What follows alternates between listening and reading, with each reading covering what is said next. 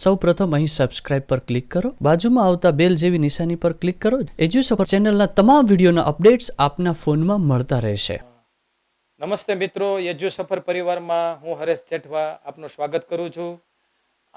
આગળના બે વિડીયોમાં તમને સિમ્પલ પ્રેઝન્ટ ટેન્સની વાક્ય રચના વિશે મેં વ્યવસ્થિત માહિતી આપી. જુદા જુદા પ્રકારના વાક્યમાં સાદા વર્તમાનકાળના ક્રિયાપદના રૂપો ક્યાં ક્યાં વપરાય છે તેની પણ માહિતી આપી. તો આ વિડીયોની અંદર છેલ્લી ઝડપથી આપણે એ માહિતી તાજી કરી લઈએ. વધારાના એક બે બીજા પોઈન્ટ કહી દઉં અને સાદા વર્તમાનકાળની સૌથી વધારે જે અગત્યની વાક્ય રચના છે એ તમને એમ કે ખ્યાલ આવી જવો જોઈએ. 3 વિડીયો મિત્રો આપણે એના માટે સ્પેશિયલ બનાવ્યા. આ ત્રીજા વિડીયોની અંદર પણ હું સાદા વર્તમાનકાળની વાક્ય રચના, જેને આપણે ટૂંકમાં વર્બ ફોર્મ્સ કહીએ. હવે તમને એક ખાસ યાદ રાખી લેજો કે ટેન્સ આવે, ટેન્સ એટલે વર્બ ફોર્મ્સ અને વર્બ ફોર્મ્સ એટલે ટેન્સ. તમામ પ્રકારની કોમ્પિટેટિવ એક્ઝામમાં પછી 10મું ધોરણ હોય કે 12મું ધોરણ પણ વર્બ ફોર્મ્સનો ટોપિક પૂછાય જ છે. તો સાદા વર્તમાનકાળના વર્બ ફોર્મ્સ કયા કયા એમ તમને કોઈ પૂછે તો હવે ખ્યાલ આવી જવું જોઈએ કે ભાઈ સાદા વર્તમાનકાળના વર્બ ફોર્મ્સમાં હકાર છે, તો હકારની અંદર આપણે 2 પ્રકારના ક્રિયાપદો વપરાય. એ તમને ખ્યાલ જ આવી ગયો કે દાખલા તરીકે એક એક્ઝામ્પલ લઈએ કે ટુ વગરનું મૂળ ક્રિયાપદ એટલે કે ગો અને ગોઝ. ગો અને ગોઝ. તો ગો એટલે આ એક મેં એક્ઝામ્પલ આપ્યું કે ટુ વગરનું મૂળ ક્રિયાપદ અને 4 માંથી ગમે તે એક કરતા હોય તો એની સાથે એસ કે ઈએસ વાળું ક્રિયાપદ. 5 કરતા સાથે ટુ વગરનું મૂળ ક્રિયાપદ અને 4 કરતા સાથે એસ કે ઈએસ વાળું ક્રિયાપદ. તો એને મેં ટુ ગો ઉપરથી એમ કે બનાવીને તમને આપ્યું. બરોબર? તો ગો અને ગોસ એ સાદા વર્તમાનકાળની હકાર વાક્ય રચનામાં વપરાય છે. તો તેવી જ રીતે નકાર વાક્ય રચના છે તેની અંદર ડુ નોટ ગો અને does not go. Does not go. આ ગો છે એ એક ક્રિયાપદ તરીકે આપણે લીધેલું છે. તો હવે તમને આઈડિયા આવી ગયો. બરોબર કે ભાઈ 5 કરતા સાથે એસ અને એસ વગરનું ક્રિયાપદ અને 4 કરતા સાથે એસ કે એસ વાળું ક્રિયાપદ. નકાર રચના બનાવી છે તો ડુ નોટ વપરાશે 5 કરતા સાથે અને એના પછી ટુ વગરનું મૂળ ક્રિયાપદ. 4 કરતા સાથે ડઝ નોટ વપરાશે અને એના પછી ફક્ત ટુ વગરનું મૂળ ક્રિયાપદ. અને ક્યારેક એવું બને મિત્રો કે આ ટૂંકમાં પણ વપરાય તો આવી રીતના પણ તમને જોવા મળશે ડોન્ટ. તો આપણે કન્ફ્યુઝ નહીં થવાનું. ડોન્ટ ગો આમાં પણ એનું શોર્ટ ફોર્મ વપરાય ડઝન્ટ. તો આ પણ તમને સાદા વર્તમાનકાળનું જ રૂપ છે એમ સમજવું. હવે પ્રશ્નાર્થ રચના.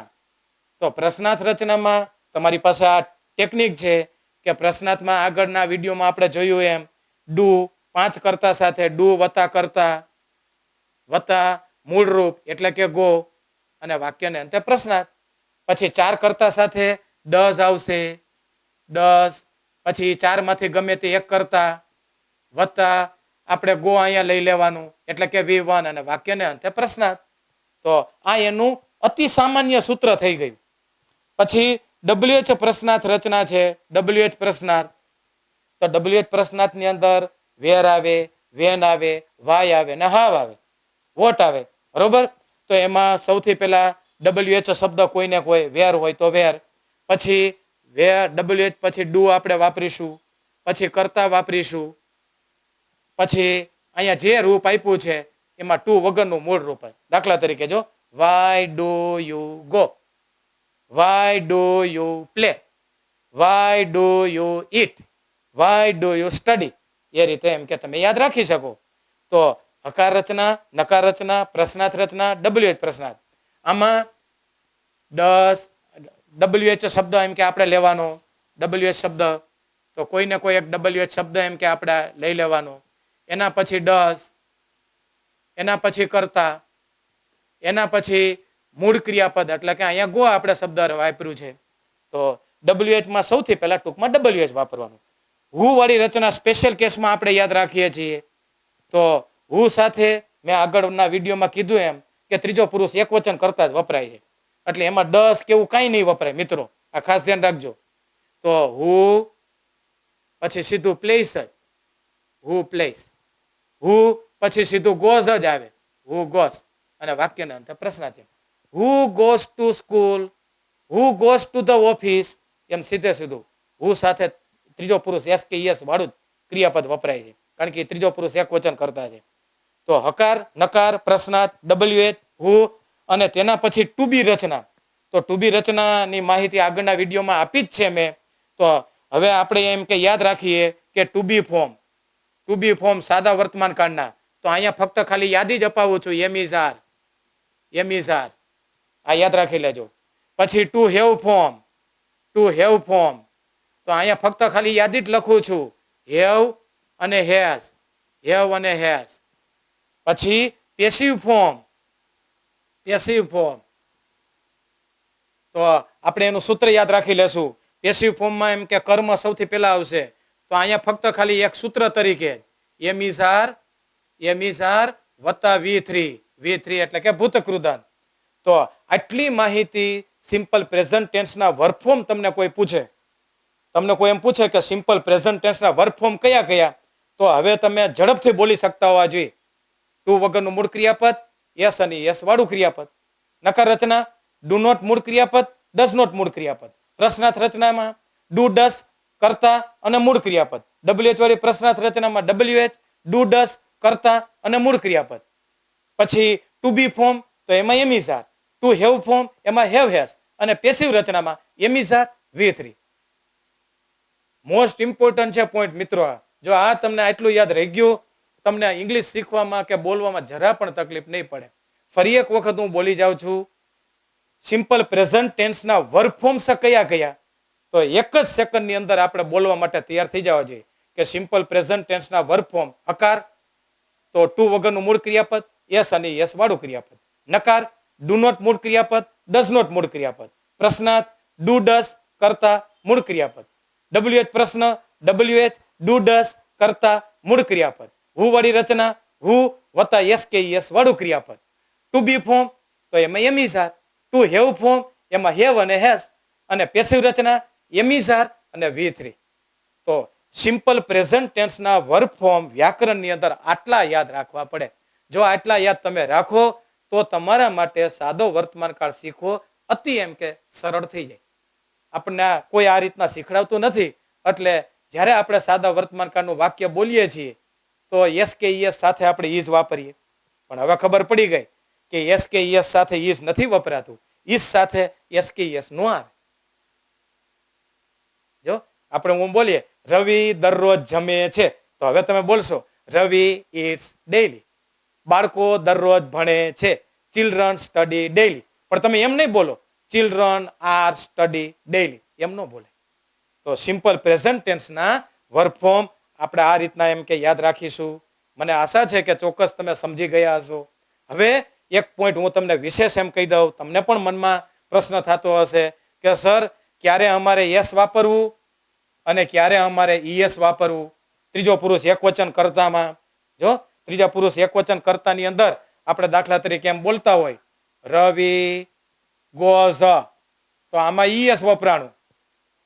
રવિ રાઇટ્સ, તો આમાં ફક્ત યસ વપરાણું. તો સાહેબ અમારે ક્યારે યસ વાપરવું ક્યારે ઈએસ વાપરવું, તો તેના સંદર્ભમાં મિત્રો હું તમને આમાં જ એમ કે માહિતી આપી દઉં આ વિડીયોની અંદર જ. તો ત્રીજો પુરુષ એકવચન કરતા આપણે અગાઉ પણ વાત થઈ મિત્રો કે ત્રીજો પુરુષ એકવચન કરતા એમાં 4 કરતા આવે છે અને એનો જ સૌથી વધારે ઉપયોગ છે. તો ત્રીજો પુરુષ એકવચન કરતામાં હી, શી, ઇટ અને એકવચન નામ. તો એકવચન નામમાં રવિ આવે, એકવચન નામમાં રાધા આવે, એકવચન નામની અંદર કાઉ પણ આવે, COW. પ્રાણી, પક્ષી અને વસ્તુ એ ત્રીજો પુરુષ એકવચન કરતા જ ગણાય છે. ત્રીજો પુરુષ એકવચન કરતા જ ગણાય છે અને એનો વાક્યમાં સૌથી વધારે ઉપયોગ છે. તો હી, શી, ઇટ અને એકવચન નામ આ 4 માંથી કોઈ પણ એક કરતા હોય તો વ્યાકરણની અંદર તેને ત્રીજો પુરુષ એકવચન કરતા ગણો. બરોબર? હી ત્રીજો પુરુષ એકવચન કરતા, શી ત્રીજો પુરુષ એકવચન કરતા, ઈટ ત્રીજો પુરુષ એકવચન કરતા. ક્યારેક પછી હીને બદલે અહીંયા રવિ આવે તો કોઈ પણ પુરુષનું એકવચન નામ હોય તો એને ત્રીજો પુરુષ એકવચન કરતા જ ગણવું. શીને બદલે અહીંયા લતા આવે તો એને ત્રીજો પુરુષ એકવચન કરતા જ ગણવું. ઈટને બદલે અહીંયા કોમ્પ્યુટર આવે, કોમ્પ્યુટર, તો એને ત્રીજો પુરુષ એકવચન કરતા જ ગણાય. ઈટને બદલે અહીંયા એમ કે કાઉ શબ્દ આવે તો એને ત્રીજો પુરુષ એકવચન કરતા જ એમ કે ગણવામાં આવે છે. અહીંયા ઈટની જગ્યાએ આપણે કોઈ પણ એમ કે પ્રાણી પક્ષી વસ્તુનું નામ મૂકી શકીએ. તો સાદા વર્તમાન કાળમાં ત્રીજો પુરુષ એકવચન કરતા છે એ સૌથી વધારે વપરાય. તો તેના સંદર્ભમાં હું આ તમને માહિતી આપું તો એસ ક્યારે, ઈએસ ક્યારે. દાખલા તરીકે આપણે એક એક્ઝામ્પલ લઈએ. He talks, TALKS. He reads, he eats. હીને બદલે તમે અહીંયા એમ કે રવિ પણ મૂકી શકો. Ravi eats daily.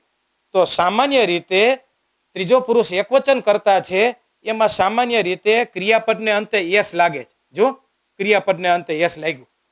ટોક છે, ટોક ઉપરથી ટોક્સ, રીડ ઉપરથી રીડ્સ, ઈટ ઉપરથી ઈટ્સ. તો સામાન્ય રીતે મૂળ ક્રિયાપદ છે એ મૂળ ક્રિયાપદને અંતે યસ લાગે. તો હવે ઈએસ ક્યારે લાગે તેના સંદર્ભમાં આપણે પોઈન્ટ સમજી લઈએ. જે ક્રિયાપદને અંતે SH હોય, CH હોય, SS હોય, X હોય કે O હોય, જો વધારેમાં વધારે એમ કે યસ લાગતો હોય, પણ જે ક્રિયાપદને અંતે SH હોય, CH હોય, SS હોય, X કે O હોય ત્યારે એસ નહીં લાગે, ત્યારે ઈ ક્રિયાપદને અંતે ES લગાડવામાં આવે છે. તો આપણે એનું એક્ઝામ્પલ લઈએ. દાખલા તરીકે વોશ, WASH, વોશ એટલે કપડાં ધોવા. તો હવે મારે એમ કે અહીંયા ત્રીજો પુરુષ એકવચન કરતા હું આનો ઉપયોગ કરીશ કે મમ્મી દરરોજ કપડાં ધોવે છે. Mother વોશિસ clothes daily. તો અહીંયા SH આવ્યું છે તો મારે એસ નહીં લાગે, આમાં ES લાગે. તો આ પોઈન્ટ મિત્રો ખાસ યાદ રાખજો. જે ક્રિયાપદને અંતે SH, CH, SS, X કે O હોય ત્યારે એ ક્રિયાપદને અંતે યસ નહીં, એમાં ES લગાડાય છે. દાખલા તરીકે વોચ, WATCH, વોચ. વોચ એટલે નિહાળવું. આપણે ટીવી જોતા હોય તો એના માટે વોચ. જો બાળકો, હા, મમ્મી દરરોજ ટીવી જોવે છે. Mother watches TV every day. તો અહીં એસ નહીં લાગે, ES લાગશે. દાખલા તરીકે અહીંયા SS શબ્દ એમ કે આપ્યો છે તો SS શબ્દની અંદર એમ કે અહીંયા આપણે કિસ, વહાલ કરવું. માતા બાળકને વહાલ કરે છે. Mother kisses the child. તો આ ES લાગ્યું. તો આપણે આ પોઈન્ટ યાદ રાખીએ. SH, CH, SS, X. X આપણે શબ્દ જો મિક્સ, મિક્સ, મિક્સ એટલે મિશ્રણ કરવું. તો મમ્મી વસ્તુનું મિશ્રણ કરે છે. Mother mixes the things. અહીંયા મિક્સિસ. પછી O શબ્દ છે, ગો, ગો ઉપરથી ગોઝ, બરોબર. એ શબ્દ એમ કે આપણે યાદ રાખીએ. તો આને આ પોઈન્ટ આપણે યાદ રાખીએ. સામાન્ય રીતે ત્રીજો પુરુષ એકવચન કરતા હોય ત્યારે ક્રિયાપદને અંતે યસ લાગે છે. ટોક ઉપરથી ટોક્સ, સીટ ઉપરથી સીટ્સ, રીડ ઉપરથી રીડ્સ, ઈટ ઉપરથી ઈટ્સ. પણ જે ક્રિયાપદને અંતે SH, CH, SS, X કે O હોય ત્યારે યસ નહીં પણ ES લગાડાય છે. અને મિત્રો તમારા એટલા ઉદાહરણ યાદ રાખવાના. ગો હોય તો ગોઝ, એનો ઉચ્ચાર યાદ રાખવાનો, ગોઝ, GOES. મિક્સ, મિક્સીઝ. ઈઝ પ્રત્યય, ઈઝ પ્રત્યય યાદ રાખજો. પછી વોચ, વોચીઝ. વોશ, વોશીઝ. કિસ, કિસીઝ. તો આપણે આટલું એક જોઈ લીધું. હજી એક બીજો પણ પોઈન્ટ કહી દઉં. સામાન્ય રીતે ક્રિયાપદ હોય એ ક્રિયાપદને અંતે વાય આવતું હોય. દાખલા તરીકે એક શબ્દ આપણે જોઈએ ક્રાય, CRY, ક્રાય. પછી ફ્રાય, આવા શબ્દો છે ફ્રાય. ફ્લાય, FLY, ફ્લાય એટલે ઉડવું, ક્રાય એટલે રડવું, ફ્રાય એટલે તળવું. તો જે ક્રિયાપદને અંતે વાય હોય, વાય, અને વાયની આગળ એક વ્યંજન આવતું હોય અને આપણે ત્રીજા પુરુષ એકવચનમાં આનો ઉપયોગ કરીએ ત્યારે વાય છે એનો આય કરી અને પછી ES લાગે. વાયનો આય કરી અને પછી ES લાગે. વાયનો આય કરી અને પછી ES લાગે. દાખલા તરીકે બાળક રડે છે તો the child cries, cries, is. Mummy તળે છે કોઈ વસ્તુ, મધર ફ્રાઈઝ ધ થિંગ. જો પક્ષી ઉડે છે, એ બર્ડ ફ્લાઈઝ, એ બર્ડ ફ્લાઇઝ. તો જે ક્રિયાપદને અંતે વાય હોય અને આગળ વ્યંજન હોય તો વાય નો આય કરી અને પછી યસ કરવાનો. આવા બધા નાના નાના પોઈન્ટ છે. આમ એકદમ સહેલા છે પણ એને યાદ રાખવા જરૂરી છે. પણ વાયની આગળ જો વ્યંજન હોય તો આપણે આઈએસ, પણ વાયની આગળ સ્વર હોય, દાખલા તરીકે પ્લે. જો આ વાયની આગળ એમ કે આ સ્વર છે, PLAY. બરોબર. જો વાયની આગળ સ્વર હોય ત્યારે વાય નો આય નહીં થાય, ત્યારે ફક્ત યસ લાગશે. પ્લેઇસ. ત્યારે અહીંયા સગડીનો સ ઉચ્ચાર થાય. જો બાળક રમે છે, એ ચાઇલ્ડ પ્લેઇસ. બાય શબ્દ હું લઉં, BUY, બાય એટલે ખરીદવું. તો અહીંયા વાયની આગળ સ્વર છે ત્યારે વાય નો આય નથી થતો, ત્યારે ફક્ત યસ જ લાગે છે. બરોબર. તો મિત્રો, યસ અને ઈએસ લગાડવા માટેના કેટલાક પોઈન્ટ મેં તમને કીધા. ત્રીજો પુરુષ એકવચન કરતા સાદા વર્તમાન કાળમાં સૌથી વધારે ઇમ્પોર્ટન્ટ છે. જો તમારે અંગ્રેજી શીખવું જ છે અને અંગ્રેજી બોલતા એમ કે આપણે આગળ જ જવું છે, તો આ પોઈન્ટ છે ભૂલતા નહીં. અમારા વિડીયો ચૂકતા નહીં જોવાનું. જો તમે વિડીયો ચૂકી ગયા પછી પુસ્તકો દ્વારા તમને માહિતી મળે અને ન પણ મળે. એટલે આજે આ 3 લેક્ચરની અંદર, 3 વિડીયોની અંદર મેં સાદા વર્તમાનકાળની વાક્ય રચના વિશે જ તમને માહિતી આપી. હવે તમે કડકડાટ બોલી શકતા હોય જો જેમ હું બોલું છું કે ભાઈ સિમ્પલ પ્રેઝન્ટ ટેન્સ, એના વર્બ ફોર્મ્સ તો હકાર, નકાર, પ્રશ્નાર્થ, WH પ્રશ્નાર્થ, હુ પ્રશ્નાર્થ, ટુ બી નું રૂપ, ટુ હેવ નું રૂપ અને પેસિવ ફોર્મ એ તમે સ્પષ્ટ રીતે એમ કે બોલી શકતા હોય છે. તો યસ ક્યારે લગાડવો, ઈએસ ક્યારે લગાડવો? સામાન્ય રીતે ક્રિયાપદને અંતે યસ લાગે છે, પણ જે ક્રિયાપદને અંતે SS, SH, CH, X કે O હોય ત્યારે ઈએસ લાગે છે. જે ક્રિયાપદની અંતે વાય હોય ને આગળ વ્યંજન છે ત્યારે વાય નો આય કરી અને ઈએસ લાગે, પણ વાયની આગળ જો સ્વર હોય ત્યારે ફક્ત યસ લાગે છે. મેં એક્ઝામ્પલ દ્વારા આ તમને બધી માહિતી આપી છે. બરોબર. તો સાદા વર્તમાન કાળના જે વર્ક ફોર્મ હતા, જે સૌથી અઘરા ગણાય વ્યાકરણની અંદર 12 કાર્ડ છે મિત્રો, એ 12 કાર્ડમાંથી પહેલો જ કાર્ડ છે ને એની વાક્ય રચના સૌથી વધારે અઘરી. કારણ કે બાકીના બીજા બધા જ 11 કાર્ડમાં એક રૂપ જ આવે, જ્યારે સાદા વર્તમાન કાળમાં ક્રિયાપદના 2 રૂપ, એક તો યસ અને યસ વાળું રૂપ, યસ અને યસ વિનાનું રૂપ, ડુ નોટ રૂપ, ડઝ નોટ રૂપ. એટલે આપણે વાક્ય રચનાની દ્રષ્ટિએ સાદો વર્તમાન કાળ છે બીજા કાળ કરતા અઘરો ગણાય.